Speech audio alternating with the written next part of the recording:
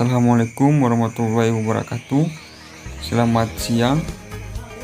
Perkenalkan, nama saya Asrul Pandewa, NIM 2017 31104. Mahasiswa Fakultas Keguruan dan Ilmu Pendidikan, Program Studi Sejarah. Sini saya akan membawakan materi tentang kondisi kehidupan awal kemerdekaan. Pada saat kondisi kehidupan awal kemerdekaan Republik Indonesia dibagi menjadi 3 bagian. Yang pertama A. Bidang ekonomi, B. Bidang politik, C. Bidang sosial dan budaya.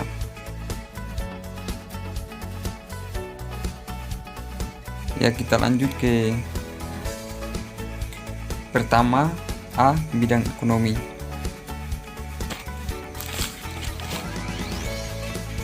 Pada masa pasca proklamasi kemerdekaan, keadaan perekonomian Indonesia mengalami kondisi yang cukup terpuruk dan terjadinya inflasi, dan pemerintahan tidak sanggup mengontrol mata uang asing yang beredar di Indonesia, terutama mata uang Jepang dan mata uang Belanda. Keadaan kas negara dan biaya cukai dalam keadaan ini nihil. Begitu juga dengan pajak. Banyak peristiwa yang mengakibatkan defisitnya keuangan negara, yang salah satunya adalah perang yang dilancarkan Sekutu dan Nica. Usaha lain yang dilakukan oleh pemerintahan Republik Indonesia untuk mengatasi masalah ekonomi adalah menyelenggarakan konferensi ekonomi pada bulan Februari tahun 1446. Agenda utamanya adalah usaha meningkatkan produksi pangan dan cara pendistribusiannya, masalah sedang serta status dan administrasi perkebunan milik swasta asing. Pada saat konferensi ekonomi pada bulan Februari tersebut, tahun 1946 menghasilkan poin-poin sebagai berikut. Yang pertama, penghapusan secara berangsur sistem ekonomi perang yang bersifat desentralisasi diganti dengan sistem sentralisasi. Yang kedua, Badan Pengurus Makanan Rakyat diganti dengan Badan Persediaan dan Pengembangan Bahan Makanan atau BPPM. BPPM sendiri dipimpin oleh Dr. Sudarsono di bawah pengawasan Kementerian Kemakmuran. Kedua, B. Bidang politik. Kondisi Indonesia di bidang politik bangsa Indonesia pasca proklamasi kemerdekaan banyak sekali mengalami perubahan dan pembaharuan di segala aspek. Sebagian besar melakukan pembenahan di dalam tubuh pemerintahan yang mana sebelum dipimpin oleh bangsa Jepang yang menduduki bangsa Indonesia setelah Belanda. Pertama-tama melakukan rapat PPKI atau Panitia Persiapan Kemerdekaan Indonesia yang dilaksanakan pada tanggal 18 Agustus 1445. Agenda pertama adalah menunjuk presiden dan wakil presiden. Pada saat itu ditunjuk yaitu Soekarno, Ir. Soekarno sebagai Presiden Republik Indonesia dan Dr. Muhammad Hatta sebagai Wakil Presiden Republik Indonesia, serta mengesahkan dasar negara yaitu Undang-Undang Dasar Negara. Kemudian rapat terus berlanjut dengan agenda-agenda yang lebih luas yang ditunjuk pembentukan alat-alat perlengkapan negara seperti Komite Nasional, Kabinet Pertama RI, pembagian wilayah Republik Indonesia atas 8 provinsi beserta gubernurnya. Di sini pembagian wilayah atas 8 provinsi beserta gubernurnya yang pertama yaitu Provinsi Sumatera. Gubernur pertama Teuku Muhammad Hasan. Jawa Timur dengan gubernurnya Raden Mas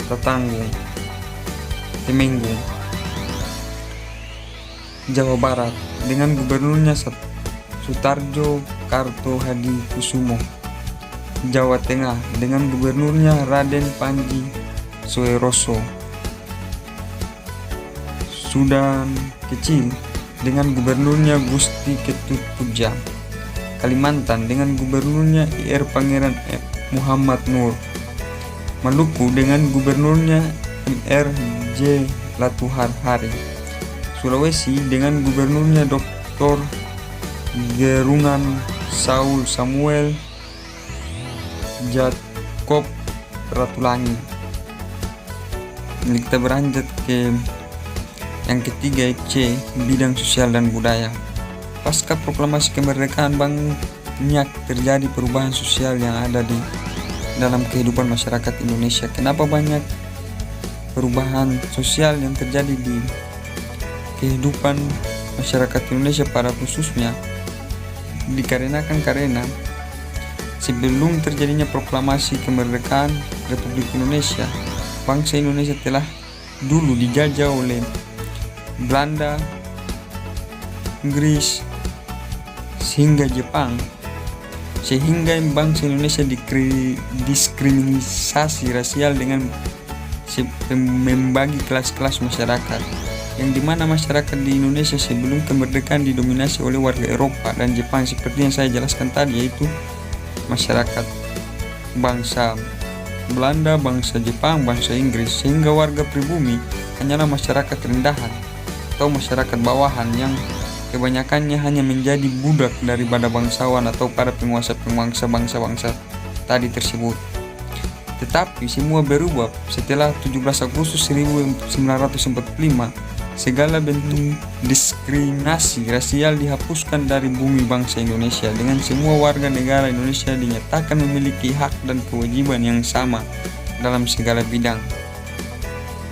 Dalam hal ini, tidak ada lagi pembagian ras atau pembagian kelas dalam kalangan masyarakat Indonesia pasca setelah 17 Agustus 1945.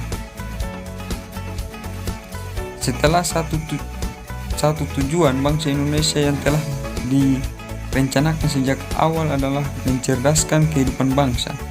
Dengan adanya landasan itu yang menjadikan misi utama, yaitu menitik beratkan pembangunan awal di bidang pendidikan, yang mana telah dipelopori oleh Kiai Hajar Dewantara dengan slogannya yaitu Ingarso Suntulodo Imadio Mangun Kurso Uturi Handayani. Di depan dengan bahasa Indonesianya yaitu di depan memberi tauladan, di tengah memberi semangat, di belakang memberi dorongan, yang dimana dicetuskan menjadi Bapak Pendidikan Kiai Hajar Dewantara dan juga menjabat sebagai Menteri Pendidikan pada masa pasca kemerdekaan 1945.